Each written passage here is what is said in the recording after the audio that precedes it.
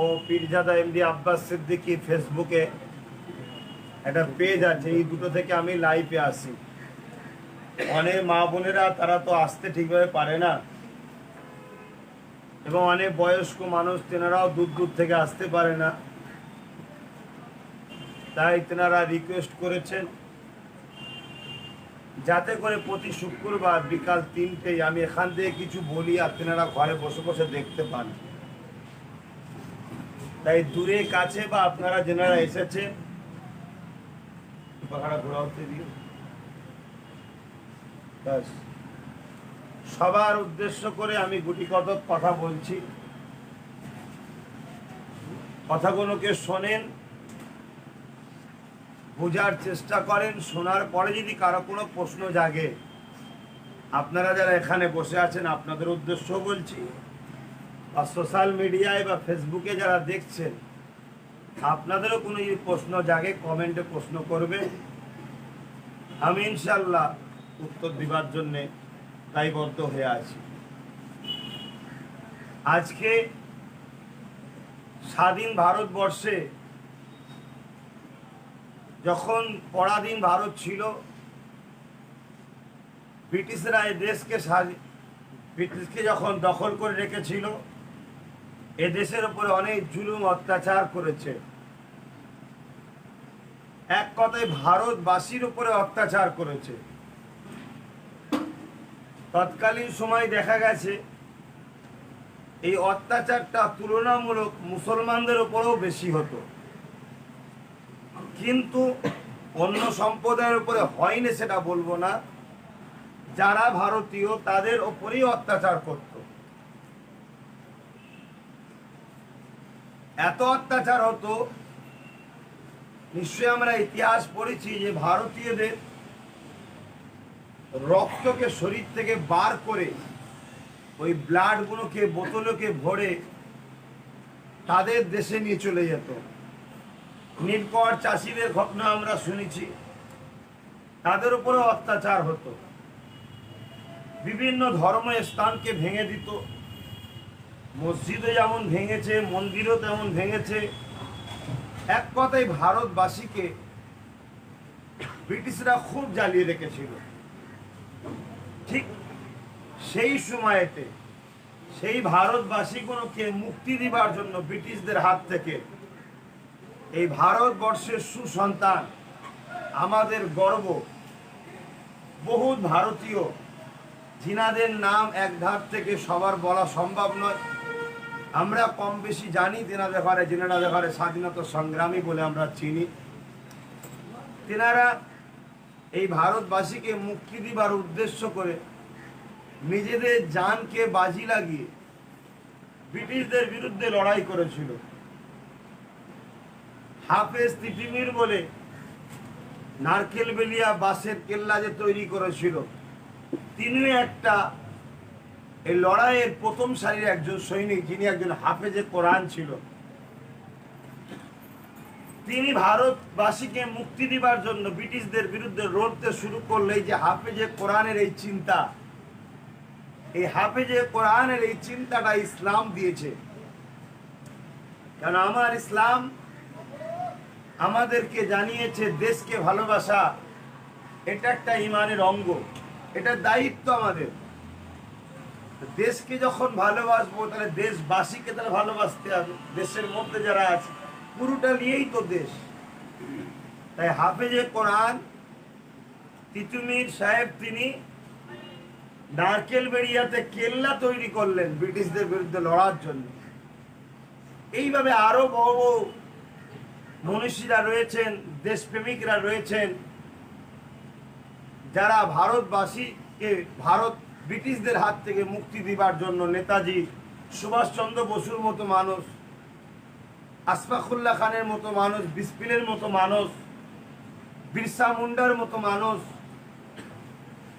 এমন করে বহুত মানুষ ছিলেন যেনারা আমার দেশবাসীকে ব্রিটিশদের হাত থেকে মুক্তি দিবার জন্য তারা নিজের জানকে পর্যন্ত বাজি লাগিয়েছে, আত্মবলিদান দিয়েছে।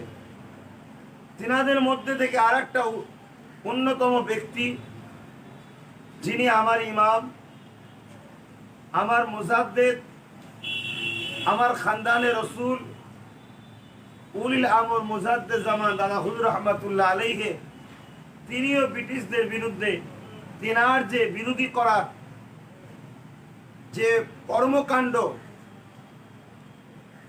সেটা ভুলে যাওয়ার মতো নয়। তিনিও তৎকালীন সময় লক্ষ লক্ষ আপনাদের পূর্বপুরুষদের ঘরে নিয়ে কলিকাতার রাজপথে দাঁড়িয়ে, শহীদ মিনারে দাঁড়িয়ে বিভিন্ন জায়গায় প্রোগ্রাম করে ব্রিটিশদের বিরুদ্ধে লড়াই করেছিলেন, দেশ ও দেশবাসীকে বাঁচাবার জন্য আওয়াজ তুলেছিলেন। বিভিন্ন কিতাবে তেনার জীবনীতে পাওয়া যায় ফ্রিডম ফাইটার পীর আবু বকর সিদ্দিক নামে। ইংলিশ কিতাবেও আছে, বাংলা কিতাবে উর্দুতে দাদা হুজুর স্বাধীনতা সংগ্রামী বলে যে অবদান, সেটা অনেক কিছু লেখা আছে। আমি সংক্ষেপে এতটুকু বোঝাতে চাইছি, তাহলে যেমন আমরা নামাজ, রোজা, হজ, যাকাত, দান, খায়রাত আমাদের দায়িত্ব, সাথে সাথে আমার রসুল পাক সাল্লাল্লাহু আলাইহি ওয়াসাল্লাম তিনাকে আল্লাহ পাক পাঠিয়েছিলেন ন্যায় কাজ প্রতিষ্ঠিত করার জন্য, সাথে সাথে অন্যায়কে মুক্ত করার জন্য, অন্যায়ের হাত থেকে মানুষকে বাঁচাবার জন্য, দুর্নীতি মুক্ত সমাজ করার জন্য, অন্যায়কে মুছে দিবার জন্য, অন্যায় থেকে মানুষকে ফিরিয়ে আনার জন্য। এটাও যেমন ন্যায়ের দিকে ডাকতে হবে, অন্যায় থেকে মানুষকে রুখতে হবে, এটা কিন্তু ইসলামেরই কাজ। আজ বর্তমান ভারতবর্ষে স্বাধীনতার ৭৪ বছর চলছে। আজকের দিনে দাঁড়িয়ে থেকে আমি ভাবছি, আমি নিজে যতটুকু দেখেছি, বিশেষ করে আজকে, সেই দিনও যেমন ব্রিটিশরা মুসলমানদের ঘরে বেশি অত্যাচার করেছিল, অন্য সম্প্রদায় অত্যাচারিত হয়েছিল, আজকেও অন্য সম্প্রদায় অত্যাচারিত হচ্ছে, দলিত অত্যাচারিত হচ্ছে, আদিবাসী হচ্ছে, সাঁওতাল হচ্ছে, হিন্দু সমাজের যারা গরিব মানুষ তারাও আজকে বঞ্চিত, অত্যাচারিত হচ্ছে।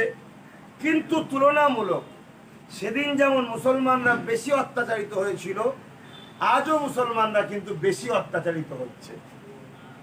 আর ব্রিটিশদের ঘরে তাড়াবার পিছনে কম বেশি সবার অবদান ছিল, অস্বীকার করা যাবে না।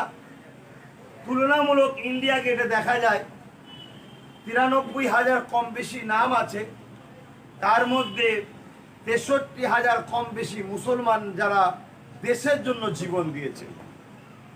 অথচ আজকের দিনে দেখা যায় স্বাধীনতার পর থেকে প্রায় সময়ে রাজনীতির চক্রান্তে, রাজনীতির পাওয়ার নিয়ে কখনো মসজিদের ওপরে অ্যাটাক, কখনো মাদ্রাসার ওপরে অ্যাটাক, কখনো ইসলাম ধর্মের ওপরে অ্যাটাক, কখনো দাড়িওয়ালাদের দিকে অ্যাটাক, কখনো মুসলমানদের ঘরে সন্ত্রাস বলে অ্যাটাক, কখনো চাকরি থেকে বঞ্চিত, সম্পত্তি থেকে বঞ্চিত, জমি থেকে উচ্ছেদ করে দিচ্ছে।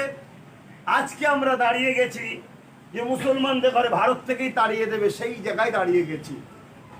এই জায়গায় দাঁড়িয়ে থেকে সেই মুজাদ্দেদ জামান স্বাধীনতা সংগ্রামী চতুর্থ প্রজন্ম হিসাবে আমি আজকে বাংলা জুড়ে আওয়াজ তুলেছি, কারো তাবেদারি নয়, কারো গোলামি নয়, কারো পিছনে আর নয়, নিজের মা, বেটি, বোন এবং নিজের মৌলিক অধিকার, ভারতবর্ষ এবং সংবিধান আমাদেরকে যে অধিকার দিয়েছে, এই অধিকার নিবার জন্য নিজেদের ঘরে লড়াইয়ের প্ল্যাটফর্মে দাঁড়াতে হবে গণতান্ত্রিকভাবে।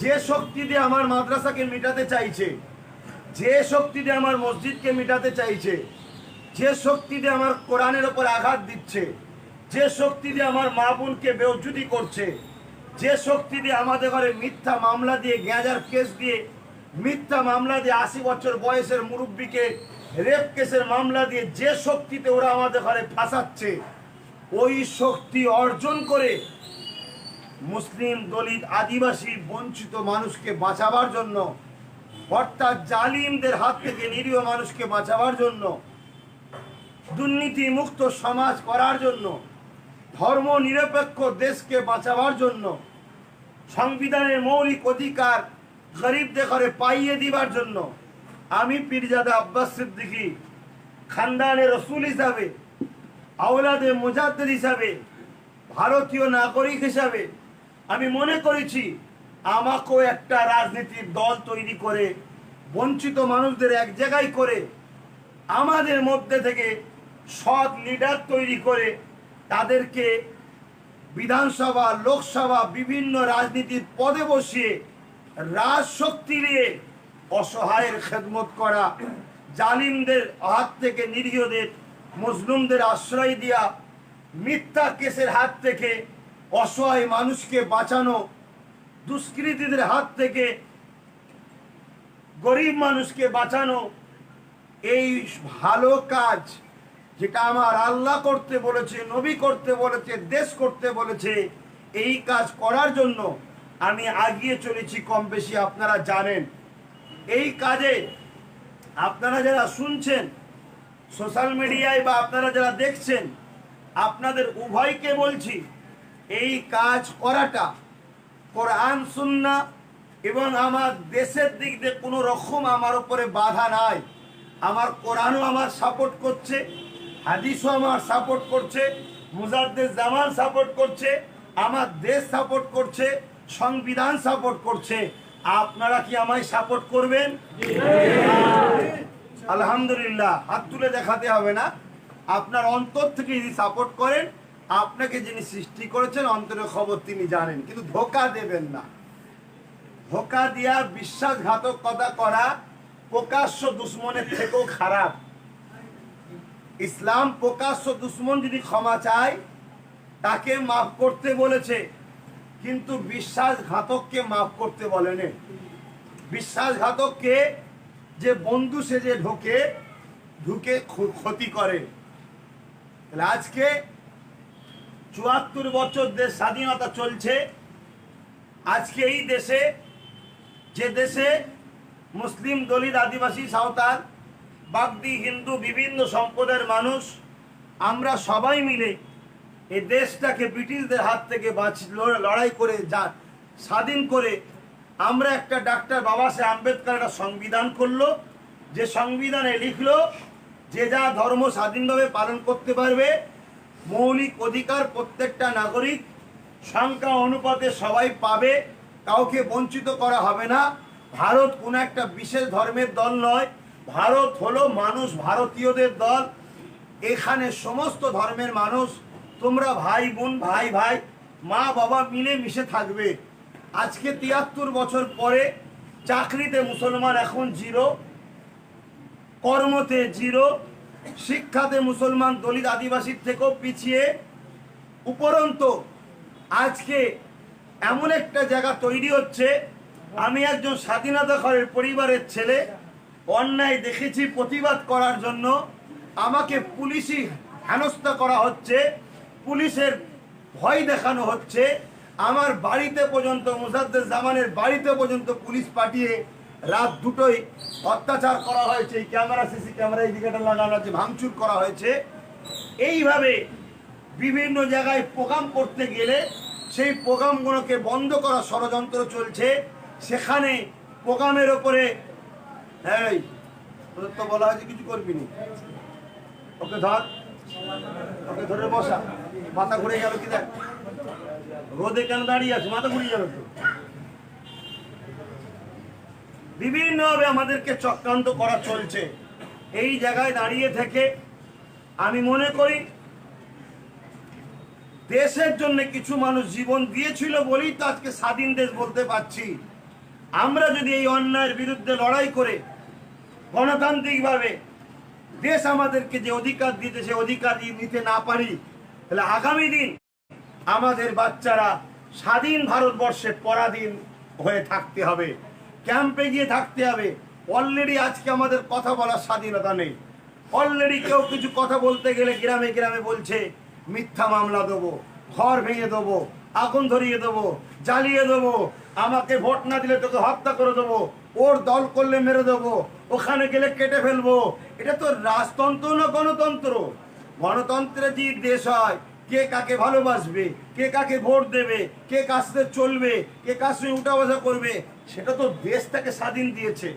তুমি কে তাকে হুমকি দিবার, দেশের ওপরে যে কথা বলবে, দেশ যেটা স্বাধীন দিয়েছে তার বিরোধী যে কথা বলবে, তাহলে অবশ্যই সে দেশদ্রোহী। অতএব দেশদ্রোহী যদি আমার দেশের সমাজের নেতা হয়ে যায়, দেশদ্রোহী যদি প্রধান হয়, দেশদ্রোহী যদি মেম্বার হয়, দেশদ্রোহীদের হাতে যদি পার্টি চলে, দেশদ্রোহী ক্ষমতা যদি পার্টিদের হাতে থাকে, তাহলে এই দেশ তো খুব শিগগিরই বিদেশির কাছে আবার বিক্রি হয়ে যাবে। আমার দেশ বলছে তুমি তোমার ভোট দাও, স্বাধীনভাবে দাও, তোমার যাকে ইচ্ছা ভালো লাগে তাকে তুমি দাও, কিন্তু আজকে দেখুন মানুষ তার ভোটের অধিকার নাই। আমি কাকে ভোট দেবো? আমার ভালোবাসা যাকে পছন্দ হয়েছে তাকে তো নাকি। যদি আমি তাকে ভোট না দিতে পারি তাহলে আমার গণতন্ত্র রইল কোথা? আর আমার ভোট দিয়ে ভোটার সিস্টেমটা রেখেই কি লাভ হলো? তাহলে ভোটার সিস্টেম তুলে দিয়ে তাহলে রাজতন্ত্র হয়ে যাচ্ছে। অর্থাৎ এই জায়গায় দাঁড়িয়ে থেকে একজন দেশপ্রেমিক হিসাবে দূরে কাছে যে যেখানে দেখছেন প্রত্যেককে বলবো শেয়ার করুন, কপি না করে শেয়ার করুন। প্রত্যেককে বলবো দেশকে, এই দেশের মধ্যে যারা দেশদ্রোহী আছে, যারা দেশের গণতন্ত্রকে হত্যা করতে চায়, যারা দেশবাসীকে কৃতদাস বানাতে চায়, যারা দেশবাসী গরিবদের ইজ্জত আবরু লুটতে চায়, যারা দেশবাসীদের অধিকারকে কেড়ে নিতে চায়, তারা কখনো দেশপ্রেমিক হতে পারে না। যারা দেশপ্রেমিক তাদেরকে বলবো এই দেশদ্রোহীদের বিরুদ্ধে লড়াই করে আগামী দিন আমি যে ইউনিট তৈরি করছি, আমি যে একতা তৈরি করছি, এই একতার পাশে আপনারা আসুন। জাতি ধর্ম বর্ণ নির্বিশেষে সবাইকে একতার জন্য ডাক দিলাম। আশা রাখছি আপনাদের যদি কারো কিছু বক্তব্য থাকে এই বিষয়ের উপরে আপনারা বলবেন। আমার অধিকার আছে না নাই? দেশ ও দেশবাসীর জন্য ভাবা। আমার অধিকার রাজনীতি করার আছে না নাই? আমার ইসলাম রাজনীতি করতে আমাকে হারাম বলেনি। আমার ইসলাম আমাকে রাজনীতি করার অধিকার দিয়েছে। আমার নবী আমাকে অধিকার দিয়েছে। আমার মুজাদ্দেদ জামান আমাকে অধিকার দিয়েছে। আমার দেশ আমাকে অধিকার দিয়েছে। আমার সংবিধান আমাকে অধিকার দিয়েছে। আপনারা কি আমার অধিকারটা কেড়ে নেবেন না আমার পক্ষে সাথ দেবেন? দ্বিতীয় নম্বর, আজকে কিন্তু সমাজে একদল মানুষ আপনাদের করে বোকা বানাচ্ছে যে হুজুরের ছেলে কেন রাজনীতি করবে। আমি প্রথমেই বলেছিলাম ইসলামে যেটা আছে সেটা আমার জন্য করা জায়েজ না না জায়েজ? ইসলামে রাজনীতি আছে তাই আমি করছি। দ্বিতীয় নম্বর কথা, দাদা হুজুর কি রাজনীতি করেছে? আমি আবার বলছি, দাদা হুজুরের পিরিয়ডে আমি জন্ম নিইনি, আপনারাও জন্ম নেননি। এটা একটা ইতিহাস। ইতিহাসে পাওয়া যাচ্ছে দাদা হুজুর ও দেশ ও দেশবাসীর স্বার্থে 44 জন ভালো লোককে পছন্দ করেছিলেন, তাদেরকে মনোনয়নপত্র দিয়েছিলেন, বলেছিলেন বাবা আমি তোমাদের হয়ে লোককে বলে দেবো। দাদা হুজুর প্রচার করেছিলেন, তারা জিতেছিলেন, তারা দেশ ও দেশবাসী হয়ে কাজ করেছিলেন। এটা ইতিহাসে পেয়েছি, বইয়ে পেয়েছি, আমি আপনাদেরকে শোনালাম। ভুল কি ঠিক কিতা বলা ভালো জানি, তবে এতটুকু জানি রাজনীতি করা যখন হারাম নয়, দাদা হুজুর একটা যুগ সংস্কারক, যুগের মধ্যে সমস্ত অন্যায় কাজের প্রতিরোধ দাদা হুজুর করবেন, এটা তার দায়িত্ব। 3 নম্বর কথা, আমি যা করছি তার জন্য নাকি বিজেপি চলে আসবে। কিছু অশুভ মানুষ পাড়ায় পাড়ায় বুঝাচ্ছে। কারা বুঝাচ্ছে? যাদেরকে যদি আপনি দেখেন তাদের বাইরেটা মুসলমান, ভেতরটা কিন্তু জালিমদের। কথা বুঝে আসছে?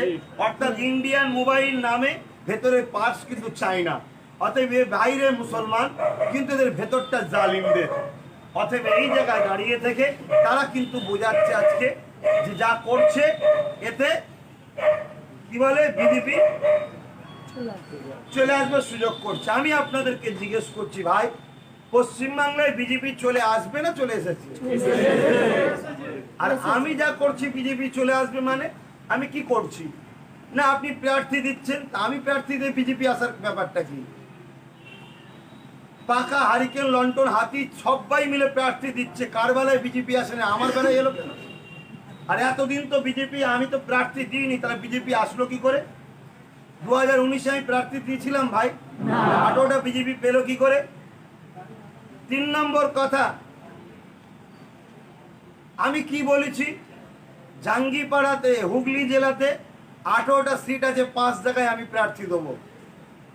তাহলে যদি আসে 5 জায়গায় আসবে, 18 জায়গায় আসবে না তো? তাহলে বাকি 13 জায়গায় যদি আসে ওটা তো আমার দোষ নয়। ওটা কে আনলো ভাই সেটা আপনারা ভাবুন। ওখানে তো আমি প্রার্থী দিইনি, বিজেপি তো ছিল না। তাহলে এই 5 জায়গায় আমি প্রার্থী দেবো। যদি কেউ বিজেপিকে রুখতে চায়, যে বলছে যদি রুখতে চায়, তাহলে উচিত হবে এই 5 জায়গায় প্রার্থী না দেওয়া।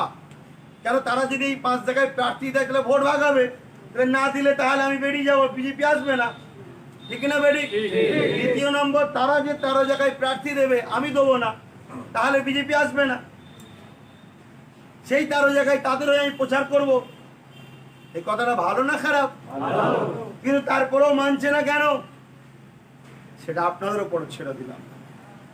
সবচেয়ে বড় কথা, আমার তো মাথায় ঢোকে না, আপনারা বারবার যারা বলে বিজেপি বিজেপি বিজেপি, আপনারা বিজেপিকে ভয় করেন?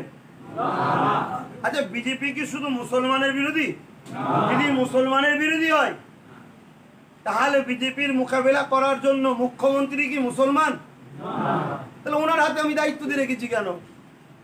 যদি বিজেপিকে রুখতে হবে আমাদের ঘরে, তাহলে ওনার হাতে দায়িত্ব দেবো কেন? আমরা দায়িত্ব নেবো, ঠিক না বেটি? যদি মনে হয় বিজেপিকে রুখার সবার দায়িত্ব, তাহলে সবাই মিলে রুখুন।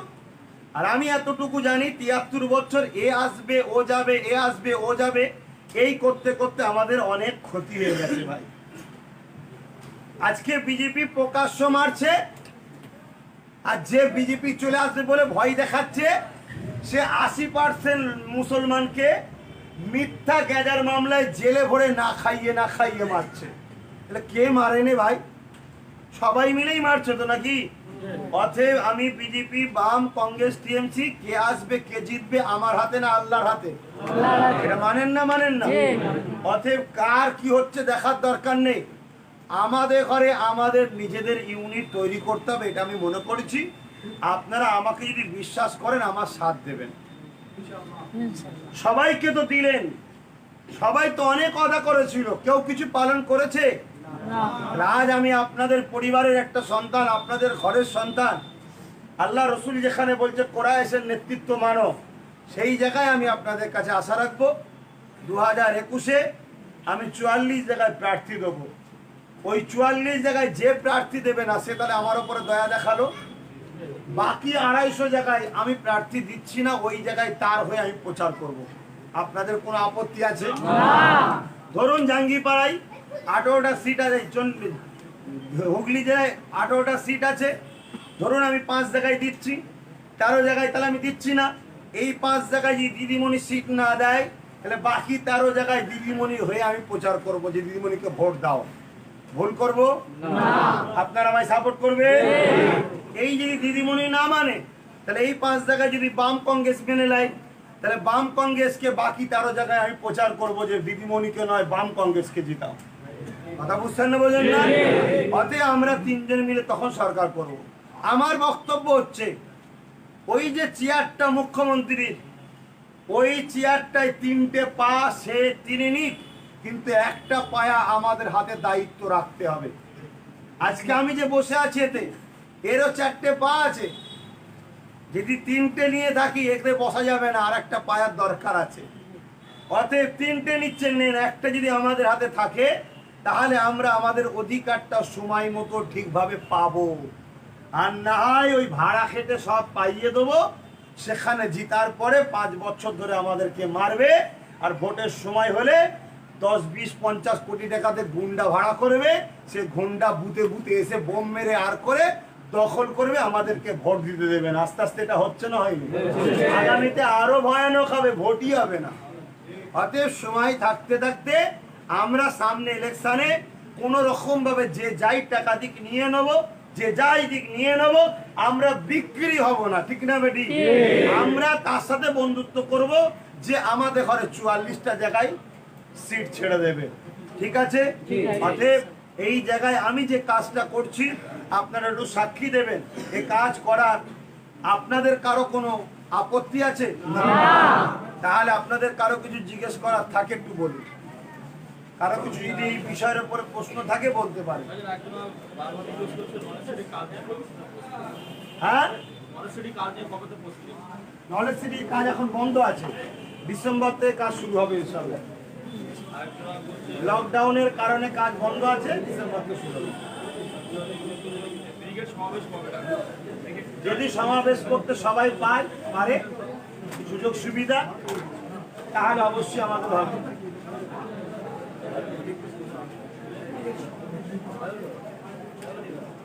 এমনও লোক আছে ভাইয়া, এমনও লোক আছে যে এই কথা ছড়াচ্ছে, হাওড়া জেলার মধ্যে এমন লোক আছে ছড়াচ্ছে কথা যে নলেজ থেকে পুরো জমি কিনতে পারিনি, অথচ পিছনে সিবিআই তখন দিচ্ছে জমির মালিকরা পয়সার জন্য সব নিয়ে ছড়াচ্ছে এমন লোক আছে বলছে। তাদের যদি মনে হয় প্রুফ করা করুক, তারা আমারও তো হেডেক নেই। লোক বলছে অনেক অনেক কিছু বলবে।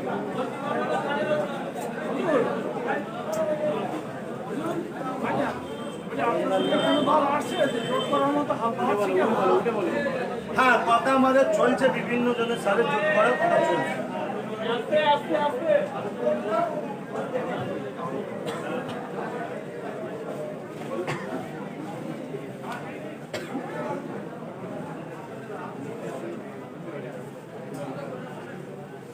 বলুন আর কে কি বলছেন, বলুন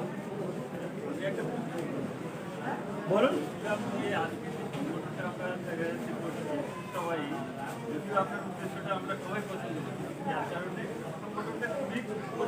সবাই করছে বা শাসক দলের যেভাবে যাকে করে সব করতে হবে, কিন্তু আমাদের সমাজে দেখা যাচ্ছে কিছু লিডার আছে, তারাই সামনে এসে যদি আমার উপরে বিশ্বাস রাখতে পারেন, তাদের উপরে আপনি কিভাবে যদি আমার উপরে বিশ্বাস রাখতে পারেন, যারা দুর্নীতিবাজ লোক বর্তমান বিভিন্ন দলে গুন্ডাগিরি করছে, সন্ত্রাসী করছে, দুর্নীতি করছে, তারা কোনোভাবে আমার রাজনীতি দলে এসে ক্ষমতার আসনে বসতে পারবে না। এটা অন রেকর্ড রয়ে যাচ্ছে, এটা মিলিয়ে নেবেন। কেন আমরা সবসময় দুর্নীতির বিরুদ্ধে, ন্যায়ের পক্ষে, এটা আমাদের ইমানি দায়িত্ব।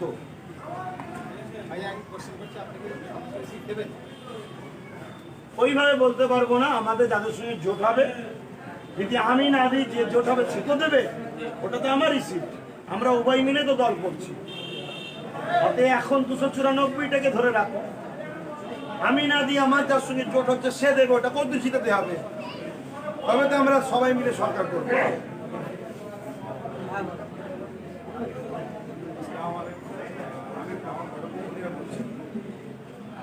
মানে এখন বর্তমান যে নেতা আছে তারা প্রচার করে বেড়াচ্ছে যে প্রশাসনকে যেসব ইজাদা আছে বা আইসিআরও আছে তাদেরকে আমরা ভালোবাসি, তারা আমাদের এলাকায় আসুন, এসে ধর্মের কথা বলুন, হাদিস কোরআনের কথা বলুন, আর এখানে এসে রাজনীতি করলে আমরা আমাদের যোগ্য জবাব দিয়ে দেবো।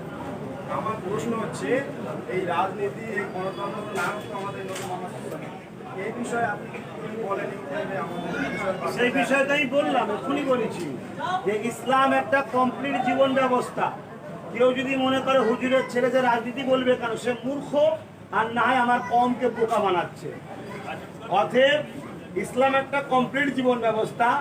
দেশ ও দেশবাসীকে গণতান্ত্রিকভাবে কিভাবে পরিচালনা করতে হবে, এটা ইসলাম শিখিয়েছে। সৌগতমোল্লার কালকে একটা প্রোগ্রাম ছিল, উনি সেটা আবারই বলতে চেয়েছে যে এখানে মানে পুরো নামগুলোই বলেছে ওনারা আসবে, অনলি হাদিস এবং কোরআনের কথা বলুক, আমরা শুনবো, কিন্তু রাজনীতির কথা বললে আমাদের সাথে ফাইট করবে। অ্যাকচুয়ালি ও এই কথা যদি ও বলে থাকে, একটা বড় মূর্খ, কারণ হাদিস কোরআনের মধ্যেই রাজনীতি আছে। হযরত নবী মুহাম্মদ সাল্লাল্লাহু আলাইহি ওয়াসাল্লাম তিনি 10 বছর কিভাবে দেশ চালাতে হবে রাষ্ট্রপ্রধান হয়ে দেশকে চালিয়ে দেখিয়েছে। অ্যাকচুয়ালি তো মূর্খ, ওর তো কিতাব সম্বন্ধে কোনো জ্ঞান নাই, না কোরআনের 2 লাইন পড়তে পারবে, না হাদিস শরীফ পড়তে পারবে। অ্যাকচুয়ালি আমি বললাম আগে যে যেসব মুসলিম লিডার সেজে আছে, এদের বাইরেটা ইন্ডিয়ান, ভেতরটা চাইনিজ, যেমন মোবাইল, ওদের বাইরেটা মুসলমান, ভেতরটা জালেমদের। ওরা হলো মুনাফিক, ওরাদের ঠিকানা হলো সব থেকে নিকৃষ্ট জাহান্নাম। আমি বলিনি, আমার কোরআন বলছে, রাসূল বলছে। অতএব এই মুনাফিকরা আমাদের নেতা হয়ে আছে একটাই কারণে, যখন আমাদের ঘরে প্রকাশ্য দুশ্মনরা মারতে আসবে, এই সব মুনাফিকরা তখন দেখবেন প্রকাশ্য দুশ্মনদের সঙ্গে মিশে গিয়ে আমাদেরকে মারবে। আর আমরা এদের উপরে ভরসা করে আছি যে হয়তো আমাদের মুসলিম লিডার আছে। আর যদি এদের ঘরে যদি আমরা এই মুহূর্তে প্রত্যাখ্যান না করতে পারি, তাহলে আমাদের ঘরে খুব শীঘ্রই ধ্বংস হতে হবে। কেন এরা মুসলিম সুরাতে মুনাফিক, এরা কাফের, কি বলে, প্রকাশ্য যারা দুশ্মন ইসলামের, এদের থেকেও খারাপ এরা। কারণ প্রকাশ্য দুশ্মনকে আমি চিনি, তার উপরে ভরসা কতটা করবো না, কথা বুঝে আসছে। কিন্তু এরা মুসলমান সেজে এরা আমার কওমকে ধোঁকা দিচ্ছে, প্রতারণা করছে। এরা ভেতরে ভেতরে প্রকাশ্য দুশ্মনের সঙ্গে সব আলোচনা করে, আমাদের ভেতরের খবর আমরা কিভাবে কি করছি না করছি সব মেসেজ খবর গুনেরা প্রকাশ্য দুশ্মনের কাছে দেয়। এদেরকে বলা হয় মুনাফেক। হযরত আলী হুজুরকে শহীদ করেছিল এই সকল মুনাফেকেরা, এই ধরনের। হযরত হোসাইন হুজুরকে শহীদ করেছিল এই মুনাফেক। আজকে এই মুনাফেকরা আজকে বলছে ফুরফুরা পীর সাহেব রাশিদি রাজনীতির কথা বলে আমরা যোগ্য জবাব দেবো। এরা ইসলাম পেয়েছে আমাদের পূর্বপুরুষদের ওসিলায়, অথচ এদের মুখের কথা যে পীরের আওলাদরা এলে কোরআন হাদিস বলবে। আরে কোরআনের ন্যায়ের কথা আছে না নাই? আমফানের টাকা চেড়ে খাচ্ছ, এটা নাই না অন্যায়? এই অন্যায়ের বিরোধী করা ইসলাম আমাকে ইজাজত দিয়েছে। গরিব মেয়েদের মিথ্যা মামলা দিয়ে তাদেরকে কেস দিচ্ছ, গরিব ছেলেদের ঘরে গ্যাজার কেস দিচ্ছ, বয়স্ক মানুষদের ঘরে তাদেরকে রেপ কেসের আসামি করছো, মানুষকে অত্যাচার করছো, কার ঘর ভেঙে দিয়ে জুলুম করছো। এটা অন্যায় না অন্যায় না? এটা আবু জেহেল করেছিল, দয়ার নবীর বিরোধী করেছিল। উতবা করেছিল, দয়ার নবীর বিরোধী করেছিল। এজিদ করেছিল, ইমামে হোসাইন তাই বিরোধী করেছিল। পৃথ্বীরাজ চৌহান করেছিল, গরিবে নওয়াজ তাই বিরোধী করেছিল। অতএব যারা মনে করে পীরের আওলাদ এসে কোরআন হাদিসের কথা বলবে আর রাজনীতির কথা হলো কোরআন হাদিসের বাইরে, তারা ইসলামকে অস্বীকারী মুশরিক কাফের। তারা ইসলামকে তারা অস্বীকার করলো। অতএব যার নাম বললে ওই বেঈমান যদি বলে পীরের আওলাদ কোরআন হাদিসের কথা বলবে, অথচ রাজনীতি কথা বলতে পারবে না, তার মানে রাজনীতিতে কোরআন হাদিসের রাজনীতি নেই, ইসলামের রাজনীতি নেই। তাহলে ইসলামের রাজনীতি নেই, তাহলে ইসলাম কমপ্লিট নয়। তাহলে ইসলামের গায়ে দাগ লাগালো, ইসলামের গায়ে দাগ লাগানোর জন্য ও বেঈমান কাফের হবে। অতএব ও জানাজা পর্যন্ত পড়া শরিয়াতে না যায় যাবে। এটা আমার বাপের ফতোয়া নয়, এটা শরিয়াতের ফতোয়া। এবারে যদি ধর্মীয় জলসায়, আমি বললাম ধর্ম ইসলামে তো সবকিছু পাঠ আছে। ব্যবসা বাণিজ্য কিভাবে হবে, সংসার জীবন কিভাবে হবে, আত্মীয়তা কিভাবে হবে, পাড়া প্রতিবেশীর সাথে কিভাবে মিশবে, নিজের দেশবাসীর সঙ্গে কিভাবে মিশবে, সমস্ত কিছু। রাষ্ট্রনায়ক কিভাবে হবে, দেশ কিভাবে চালাবে, প্রজাদের কিভাবে চালাবে, সমস্ত কিছু শিক্ষা ইসলামে আছে। সবচেয়ে বড় কথা, যার কথা বললেন ও এত বড় মূর্খ। ও তো ঘটকপুকুরে করোনার সময়, যেখানে মানুষ লকডাউনে মানুষ মারা যাচ্ছে বিমারে, সেই সময় গায়ের জোর দেখে আইনকে মোড়াগুল দেখিয়ে প্রোগ্রাম করে সেখানে বক্তব্য দিচ্ছে। আব্বাস সিদ্দিকী বলেছে আমি নূরের তৈরি। তুই রাজনীতির মাঠে এসে নূর না মাটি তুই কি বুঝিস মূর্খ? আসার দরজে পা দিচ্ছিস মূর্খ? তুই নূর না মাটি কি বুঝিস? হযরত নবী মুহাম্মদ সাল্লাল্লাহু আলাইহি ওয়াসাল্লাম বলছে আউয়ালু মা খালাকাল্লাহু নূরি ওয়া কুল্লু শাইইন মিন নূরি। আল্লাহ সর্বপ্রথম আমার নূরকে সৃষ্টি করেছে, আমার নূর থেকে তামাম কায়নাত সৃষ্টি হয়েছে। তামাম কায়নাতের মধ্যে আমরা পড়ছি না পড়িনি? ও মূর্খকে জিজ্ঞেস করেন এটা কোন হাদিসে আছে, বলতে পারবে? ও উঠে বলছে উনি নূর বলেছে, আমার উপর দরুদ পড়তে হবে। আরে দরুদ কাকে বলে? দোয়া। আল্লাহুম্মা সাল্লি আলা মুহাম্মাদিন ওয়া আলা আলি মুহাম্মাদ। আলে মুহাম্মদ খানদানে রাসূলের জন্য দরুদ আছে না নাই? আছে। খানদানে রাসূলের জন্য দোয়া চাইতে হয় না হয় না? তাসাউদ পড়ে, নামাজ তো পড়ে না, ফাসিক বেহুদা, জুম্মা পড়ে কি সন্ত্রাসে বেঈমান? কথা বুঝে আসছে? তাহলে সে কি বুঝবে তাসাউদের মধ্যে কি আছে? ইবাদিল্লাহিস সালিহিনের ব্যাখ্যা কি? শুধু নবীর খানদান কেন, প্রত্যেকটা নামাজি, মুত্তাকি, নেককার, পরেজগার, মুত্তাকি আম ঘরের ছেলে।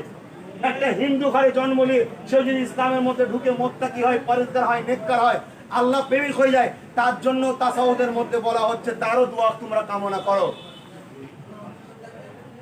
ও মূর্খ। আর এই মূর্খ যদি আমাদের সমাজের নেতা হয়, মুসলমানদের আগামী দিনে আরো পতন হবে।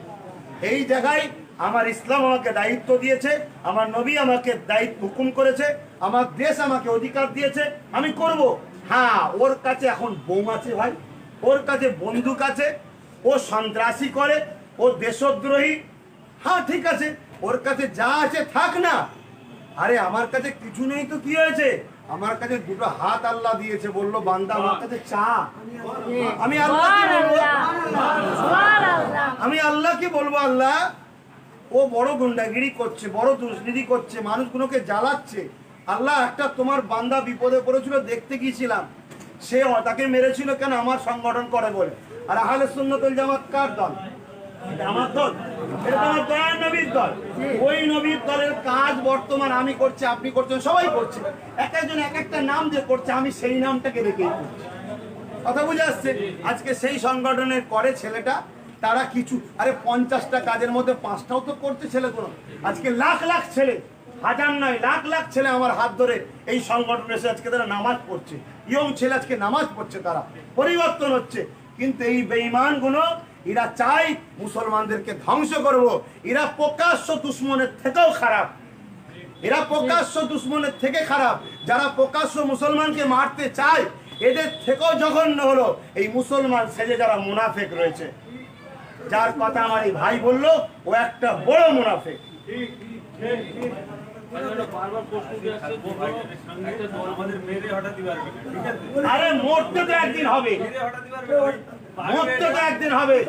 তুমি যদি জীবনের মায়া করো, সাহাবা হুজুররা নিজের জীবন দিয়ে হককে জিন্দা করেছে।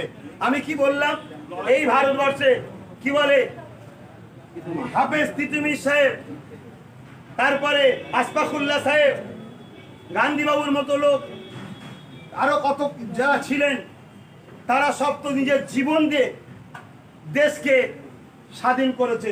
যদি তারা আজকে জীবন না দেব বলতো তাহলে আমরা স্বাধীন দেশ পেতাম? আজ এই ন্যায়কে প্রতিষ্ঠিত করার জন্য ওদের গুলি ফুরিয়ে যাবে, বোম ফুরিয়ে যাবে, ইনশাআল্লাহ ওরা মারতে মারতে হাঁপিয়ে যাবে। আমরা আল্লাহর দ্বীনকে, সত্যকে, ন্যায়কে, দেশকে, দেশবাসীকে কি বলে সভ্য সমাজকে জিন্দা করতে করতে জীবন দিতে দিতে আমরা হাঁপাবো না ইনশাআল্লাহ। ঠিক আছে? অতএব এ সকল কথা বলবে, আমার কাছে কথা হচ্ছে আপনি একবার ভাবতে হবে। এতদিন তো সবাইকে দেখলাম, আর এ তো ভালো কথা বলেছে যে 44 জায়গায় আমি দেবো, ওই 44 জায়গায় তুমি দেবে না। আরে তোমার যদি ভোট থাকতে পারে, তুমি যদি রাজনীতি করতে পারো, আমারও ভোট আছে, আমি করবো না কেন? যদি মনে করো তোমার ভোট নেই, তাহলে আমাকে তো পেরেশান কেন তোমরা? আমাকে তো পেরেশান। আমি তো এখনো রাজনীতি দলের ঘোষণা করিনি, আমি তো শুরু করেছি করবো রাজনীতি। হুরপ্রাসে আহলে সুন্নাত ওয়াল জামাত তো কোনো রাজনৈতিক দল নয়, এটা একটা ইসলামিক দল।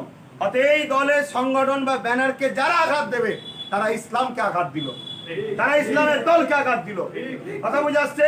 অতএব তাদেরকে মেনে নেওয়া এবং তাদেরকে যারা সাপোর্ট করবে সেই দলের সঙ্গে থাকা হারাম, চলবে না একদম পুরো। আচ্ছা, সবচেয়ে বড় কথা, ওই যে বেঈমানের কথা বললো, ও বেঈমান চুচুরা যখন মসজিদ মাদ্রাসায় টিএমসি সরকার তালা মেরেছিল, ও বেঈমান তখন এসেছিল লড়াই করতে যে মাদ্রাসা খুলতে হবে, মসজিদ খুলতে হবে বলেছিল? তোর সরকারই তো তালা মেরেছিল।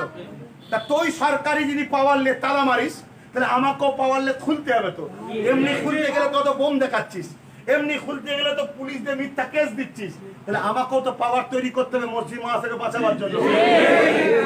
এটা ভাবতে হবে ভাই। বিজেপি করবেন না, কে আসবে কে জিতবে আল্লাহ জানে, কিন্তু আমার কাছে কথা হচ্ছে বাঁচাবার মালিককে। তুমি আল্লাহর উপর ভরসা করবে না মমতার ভরসা করবে, আল্লাহর উপর ভরসা করবে না বাম কংগ্রেসে ভরসা করবে, তুমি আল্লাহকে ভয় করবে না বিজেপিকে ভয় করবে। আল্লাহকে যখন ভয় করো, এই মহামারী তো আল্লাহ তোমায় বাঁচিয়ে রেখেছে, বিমারটাকে তুমি দেখতে পাওনি তাও বাঁচিয়ে রেখেছে। সেই আল্লাহর উপর ভরসা রাখো। তুমি যদি আল্লাহর উপর ভরসা করে হকের জন্য, ন্যায়ের জন্য, শান্তির জন্য, মানুষের জন্য তুমি দল করো, যে সরকারই এসুক না কেন সে তোমাকে দেখে ভয় করবে, এটা বলে দিয়ে গেলাম। আল্লাহ তোমায় জয় দেবে, আল্লাহ তোমায় ফতে করবে। অতএব ওরা এখন এই মিথ্যা মামলার ভয় দেখাচ্ছে, সংগঠনের ছেলেগুলোকে জুলুম করছে, করুক, যত করছে তত আলহামদুলিল্লাহ আমার সংগঠনের ছেলে বাড়ছে। চুপচাপ ছিল, এই যে 10 তারিখে যে কাঁচ দেয়াই হলো, ওই কাঁচ দেয়াই হওয়ার পরে আজকের মধ্যে আপনারা শুনলে অবাক হয়ে যাবেন, নতুন করে 1 লক্ষ সদস্য বেড়েছে। কটা দলে ঢোকে, কটা দলে ঢোকে, আর ও তো সেই ঝান্ডা লাই পয়সা নিয়ে ঢুকার জন্য, পয়সা নিয়ে ঝান্ডা ধরে, আর এখানে পয়সা দিয়ে সংগঠন করে। মানে এটা মোস্তফা জানে রহমতের ভালোবাসাই করে, এটা আল্লাহর জন্য করে, এটা দেশের ভালোবাসাই করে, এটা ন্যায়ের জন্য করে, এটা আমাকে কেউ সন্তান বা কেউ ভাই মনে করে আমার সঙ্গে দল করে। অতএব একদিন আমরা ভাড়া খেটেছি, পরের হয়ে খেটেছি, আমার বক্তব্য পরের হয়ে খাটবো না। আমারটা আমার কাছে থাকবে, যার প্রয়োজন মনে হবে আমারটা দেবো, কিন্তু আমার হক, আমার অধিকার, আমার যেটা পাওনা সেটা টাইমে টাইমে আমার কম, আমার জাতি এবং দলিত, আদিবাসী, গরিব মানুষ, আমার দেশবাসীকে দিতে হবে। কারো উপরে জুলুম করা যাবে না, মানুষকে বাঁচতে দিতে হবে। দুবেলা দুমুঠো খেতে দিবার বেলায় নেই, মানুষের খাবার কেড়ে নিচ্ছে। ফুটপাতের ধারে যত সব ঠেলাওয়ালা রাখে, যত সব আইন ওদের জন্য। একটা মানুষ খেটে নিয়ে আসবে, যত বিচার ওদের জন্য। কথা বুঝে আসছে? কোটি কোটি টাকা ঘোটালা করে ফেলছে ধনী লোকেরা, তাদের বিষয়ে কোনো কারো চিন্তা ভাবনা নেই। গরিবদের পেটে সবাই লাথি মারছে, আর গরিবদেরও দোষ আছে। তোমরা ভোটের সময় বিক্রি করো কেন ভোটগুলোকে? কেন ভোটের সময় ভোট বিক্রি করবে? তোমরা প্রতিজ্ঞাবদ্ধ হও, আমরা কাউকে ভোট বিক্রি করব না। যা খামের মধ্যে টাকা পয়সা যা আসবে নিয়ে নেবে, ওটা তোমার পাওনা, কিন্তু ভোট বিক্রি করবে না। ভোট দেবে তাকে যাকে নিয়ে 5 বছর তুমি সুখে থাকবে। মনে রাখবে, যার মধ্যে শিক্ষা নেই তাকে কখনো ভোট দেবে না। আগে তার সার্টিফিকেট দেখো যে কত ক্লাস পড়াশোনা করেছে। দ্বিতীয় নম্বর হলো তার স্বভাব চরিত্র দেখো, তার চরিত্র ভালো কিনা। কথা বুঝে আসছে? ঘরে পরিবার থাকার পরও ইনি ওদিক দৌড় ঠেলছে নাকি দেখতে হবে। কথা বুঝে আসছে? মা পেটিতে ঘরে যে ইজ্জত দেয় না, পরের মেয়ে দিয়ে খারাপ না যেতে, সেবার নেতা হয় কি করে? 3 নম্বর কথা দেখতে হবে, সে রাজনীতিতে আসার আগে সে আরো নিজের গাঁটের পয়সা দান টান করেছে কিনা, অভ্যেস আছে কিনা। এই 3টে দেখে তারপরে তাকে ভোট দাও, কারণ 5 বছর তাকে থাকতে হবে। আজকে কেউ যদি তোমাকে 500 টাকা দেয়, কেন দিল ভাই? 500 টাকা দিল কেন? তার বিনিময়ে তোমার কাছ থেকে কি কিনছে? ভোট। এটা কিনা বেচা হচ্ছে তো। কিনা বেচা যখন হয়, যে 500 টাকায় ভোট কিনলো সে তোমাকে 5000 কালকে বিক্রি করবে না? 3 নম্বর আর একটা কথা বলো, তুমি ধরো না আব্বাস সিদ্দিকীর কথাই না মেনে বিজেপি আসার ভয়ে তুমি ধরো না অন্যজনকে ভোট দিলে। অন্যজনকে ভোট দিবার পরে দেখা যাচ্ছে তারা সব জিতার পরে বিজেপিতে ঢুকে গেল, তখন তোমার কি হবে? এই টিএমসি থেকে বিজেপিতে নেতারা ঢুকছে না ঢোকে? ধরুন বিজেপি টিএমসি থেকে ভোট দিলে, টিএমসি কে ভোট দিলে একটা কথা বিজেপিতে ঢুকে গেল, তখন আপনার কি হবে? আমার বক্তব্য হচ্ছে, আমি টিএমসির বিরুদ্ধেও নয় পক্ষেও নয়, ভুল বুঝবেন না। তারা আমার সঙ্গে বিরোধী করছে, আমি করিনি এখনো। আমি করবো যদি এরা সুদ রায়, আর আমি যেদিন করব আমার রূপ আরো দেখবে এরা, কিন্তু কিছু দেখেই না এখন এরা। কথা হচ্ছে, তাহলে আজকে আমার বক্তব্য যে আমার নিজের হাতে কমসে কম কিছু থাকুক, বিপদে পড়ে গেলে একটু হলেও তো লড়াই করতে পারবো। খালি হাতে থাকলে বসিয়ে মার খেতে হবে, আর যদি হাতে কিছু থাকে কমসে কম একটু হলেও প্রতিরোধ করতে পারবো তো নাকি? খারাপ নেবেন না, আমি কাউকে কুকুর বলতে চাইছি না, বুঝাবার জন্য বলছি। আমরা যদি 50টা লোক দাঁড়িয়ে থাকি, তারপরেও দেখবেন কুকুর ঘেউ ঘেউ করবে, ঠিক না বেঠিক? কেন এতগুলো লোকটাও ঘেউ ঘেউ করছে কেন? কুকুর লোক বোঝে না, কুকুর লাঠি বোঝে। কিন্তু একজন দাঁড়িয়ে থাকবে, কিন্তু হাতে যদি লাঠি থাকে ঘেউ ঘেউ করবে না। আমি কাউকে কুকুর বলছি না, বুঝাবার জন্য বলছি। এই যে মুসলিমদের মারো, দলিতদের মারো, আদিবাসীদের মারো, গরিবদের মারো, কেন বলছে? আমাদের হাতে লাঠি নেই বলে, তাই অর্থাৎ আমাদের হাতে এমএলএ নেই, তাই এত ঘেউ ঘেউ করছে। যদি গোটা 40-50 এমএলএ এসে যায় না, সব দেখবেন ছুটবে নাচ গুটিয়ে। অতএব একটা অরাজনীতির সংগঠন তোমাদের এই পীরের বাচ্চা যদি বাংলা কাঁপিয়ে দিতে পারে, তোমরা যদি আমার উপর বিশ্বাস করে 44টা যদি আমাকে দাও, ইনশাআল্লাহ তোমাদের একটা কেউ কোনো ক্ষতি করতে পারবে না। তোমরা আমাকে ভোট দাও, আমি তোমাদের ঘরে স্বাধীনভাবে মাথা তুলে বাঁচার অধিকার দেবো।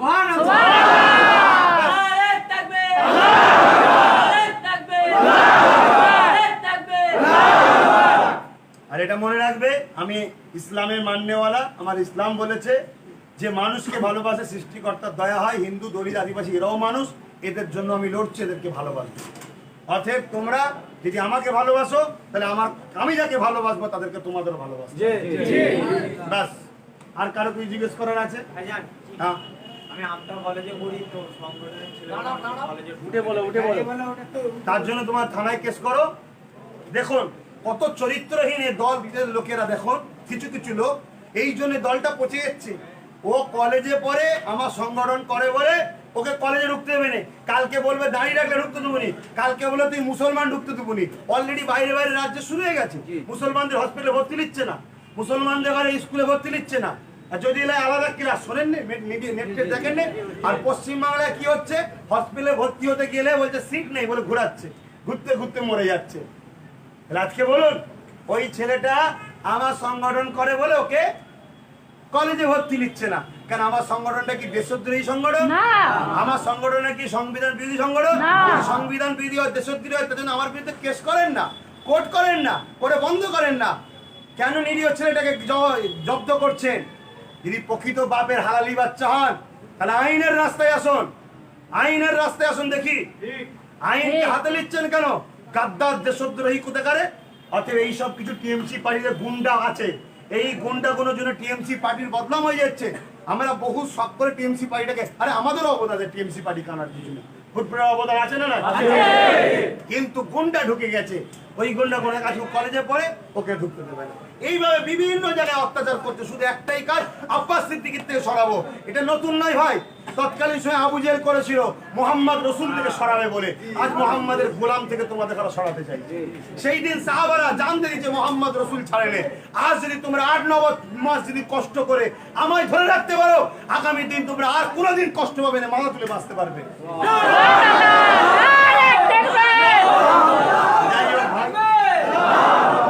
তুমি পার্সোনাল দেখা করবে, আমি আইনত ব্যবস্থা নেবো, তোমার কোর্ট কেস করবো দরকার হয়।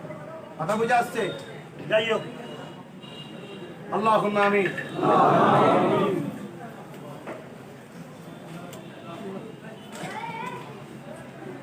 আল্লাহ, আপনি আমাদেরকে সাহায্য করুন, জালিমদের হাত থেকে আমাদের জানমাল বাঁচান আল্লাহ।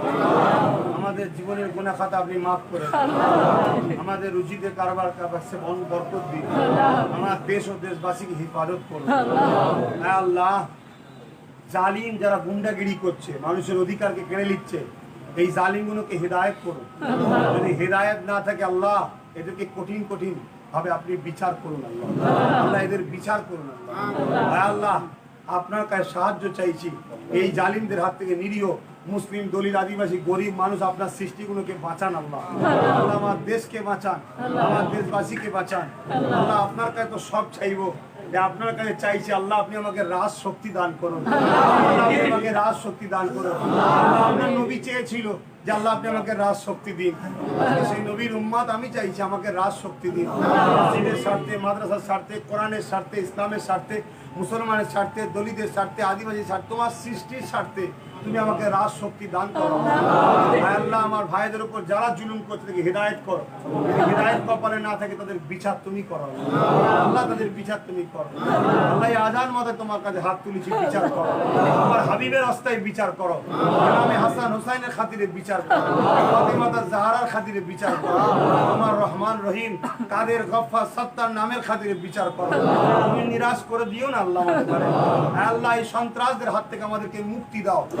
টিএমসি পার্টির কিছু গুন্ডা লিডার পার্টিটাকে বদনাম করছে, এই সন্ত্রাসদের হাত থেকে নিরীহ মানুষগুলোকে বাঁচান আল্লাহ। আল্লাহ, নিরীহ মানুষগুলোকে বাঁচান আল্লাহ। আল্লাহ, এই জালিমদের হাত থেকে আমাদেরকে বাঁচান আল্লাহ। সাথে দোয়া কবুল করে নেন, আপনি সাহায্য করেন। হাসবুনাল্লাহু ওয়া নি'মাল ওয়াকিল, নি'মাল মাওলা, নি'মান নাসির, লা ইলাহা ইল্লাল্লাহু মুহাম্মাদুর রাসূলুল্লাহ। চলেন, বন্ধ করেছিস ফারাজ?